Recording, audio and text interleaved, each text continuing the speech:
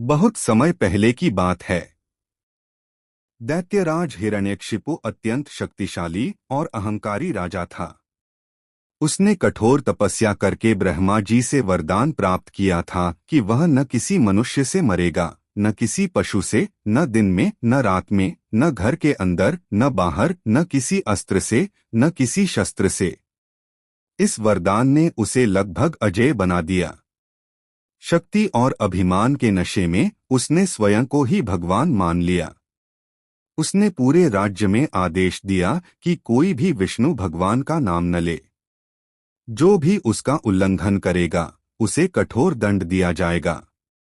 प्रजा भयभीत होकर उसका आदेश मानने लगी। लेकिन उसी महल में एक बालक जन्मा, प्रहलाद।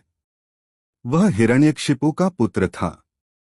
बचपन से ही प्रहलाद का मन भगवान विष्णु की भक्ति में लगा रहता था। गुरुकुल में भी वह अपने साथियों को भगवान का नाम जपने को प्रेरित करता। जब यह बात हिरण्यकशिपु को पता चली तो वह क्रोधित हो उठा। एक दिन उसने प्रहलाद को अपने दरबार में बुलाया और पूछा, बेटा, तुम्हें सबसे अधिक प्रिय कौन है? प्रहलाद ने शांत स्वर में उत्तर दिया, पिताश्री, मुझे भगवान विष्णु सबसे प्रिय हैं। वही मेरे रक्षक हैं। यह सुनते ही हिरण्यकशिपु का क्रोध भड़क उठा। उसने प्रहलाद को समझाने की कोशिश की, डराया धमकाया, लेकिन बालक अडिग रहा। तब राजा ने उसे दंड देने का निश्चय किया। सबसे पहले उसे ऊंचे पर्वत से नीचे फेंक दिया गया, परंतु भगवान की कृपा से उसे कोई चोट नहीं आई। फिर विषैले सर्पों के बीच डाला गया, लेकिन सर्पों ने उसे हानि नहीं पहुंचाई।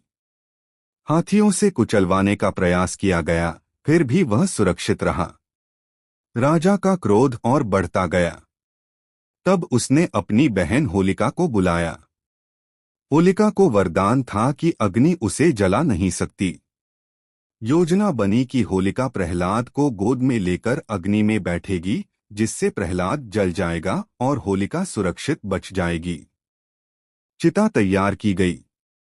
प्रजा एकत्र हुई। होलिका प्रहलाद को गोद में लेकर अग्नि में बैठ गई। प्रहलाद पूरे विश्वास के साथ नारायण नारायण का जाप करता रहा। लेकिन हुआ कुछ और ही। होलिका का वरदान तभी तक प्रभावी था जब वह अकेली अग्नि में प्रवेश करे।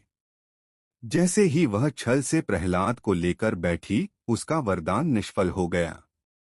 अग्नि की लपटों में होलिका जल गई और प्रहलाद सुरक्षित बाहर आ गया। यह घटना आज भी होलिका दहन के रूप में याद की जा